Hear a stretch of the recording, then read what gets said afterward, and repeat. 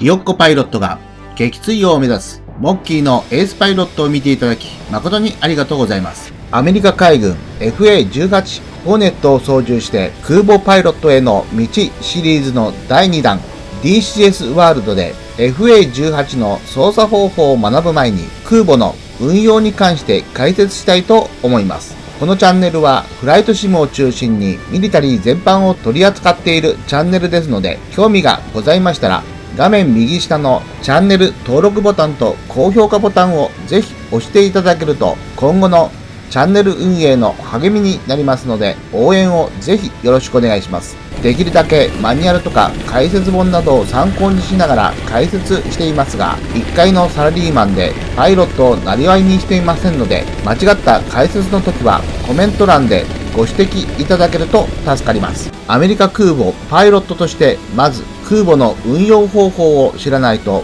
色々不都合があるかと思いますので、 DCS ワールドスーパーキャリアのコンテンツを中心にお届けします。でっけえ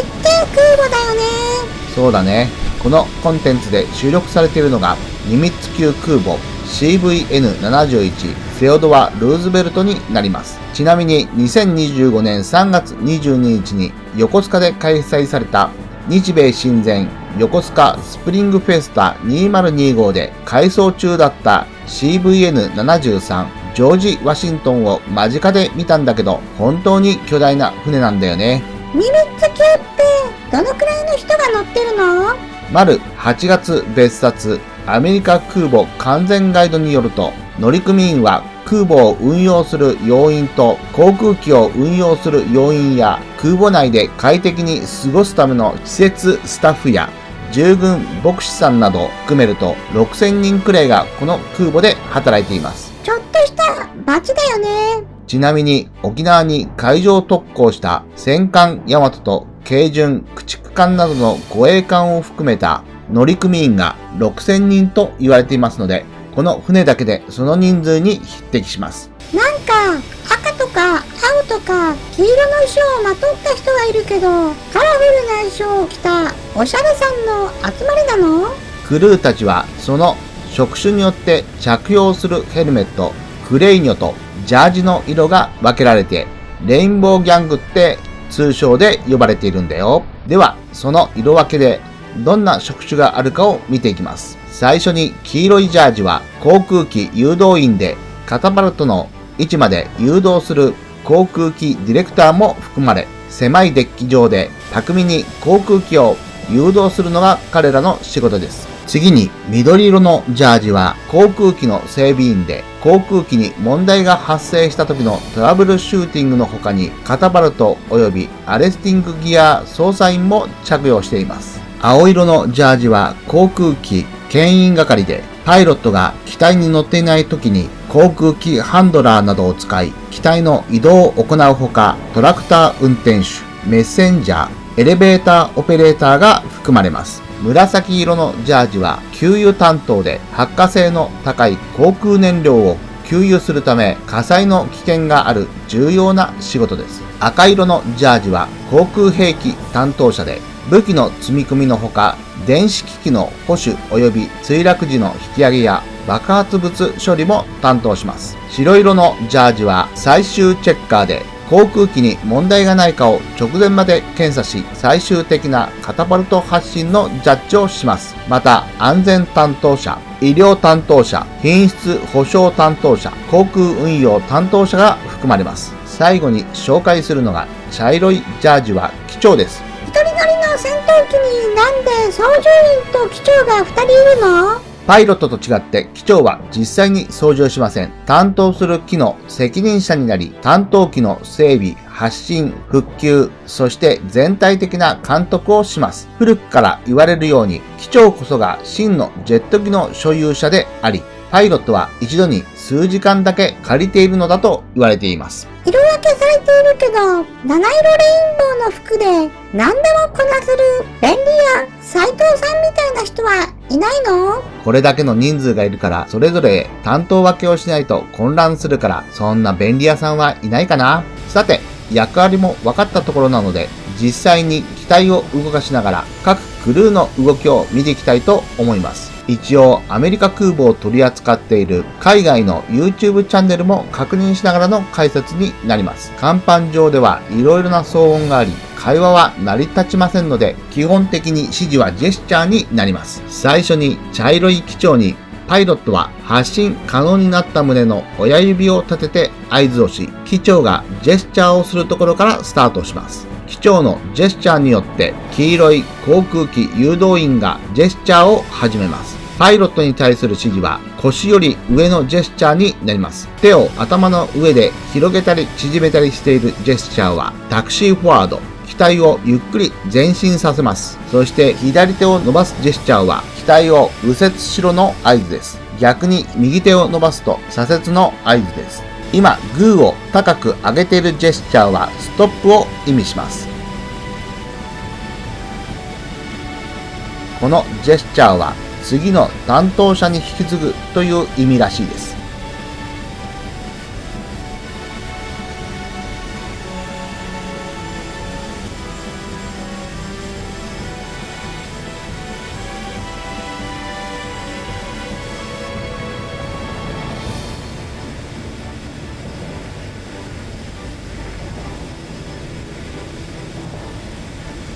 手を横に広げるジェスチャーは翼を広げろの合図です。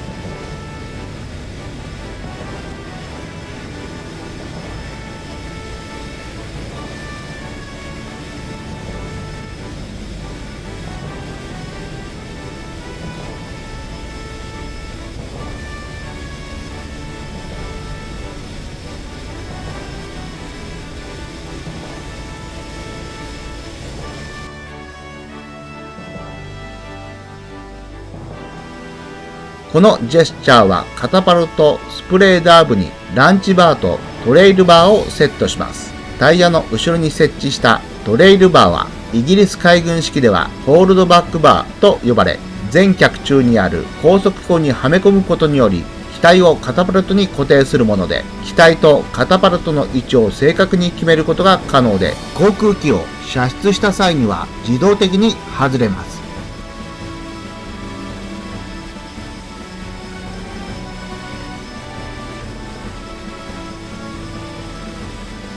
このジェスチャーはエンジンスロットルをマックスまで上げてアフターバーナーを出す指示です。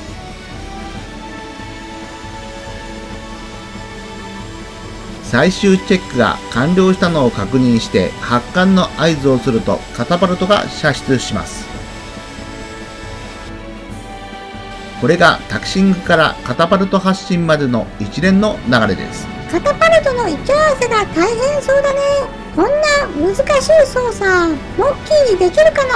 これは本当に練習しないといけないね。空母の装備に関して少し見ていきます。今、甲板上にせり出しているのがカタパルト射出ステーション、通称バブルです。なんか男の子が好きそうなギミックだよね。JBD、ジェットブラストディフレクター、ジェットエンジンが発生する高温高圧の噴流が機の後方に向かって噴射されないようにするための装置です。近距離防空システムとして RIM-7、シースパロー、タンサム8連装発射機2機、ファランクス、シウスが2機、RIM-116 ラム21連装発射機が2機装備されています。これは IFLOLS 改良型フレネルレンズ式光学着陸装置で、パイロットが着艦の際に位置情報を視覚的に見ることができます。この画面は LSO 着陸信号視観用のモニターで、着陸機の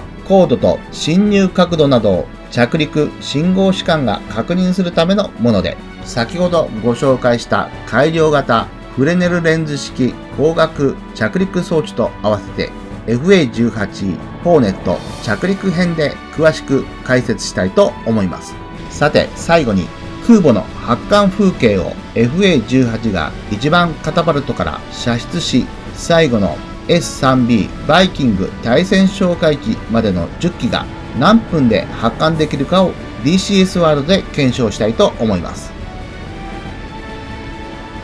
ずっと同じような光景が続くのが辛いので、ここは10倍速の早送りでお届けしています。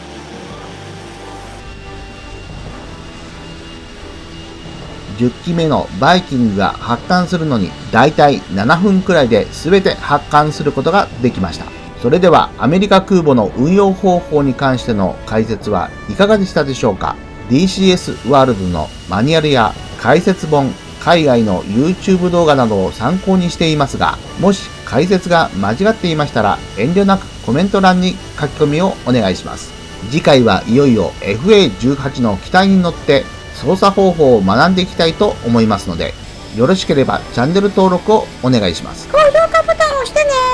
それでは次回も頑張って動画を作成していきますので、みんな見てねー。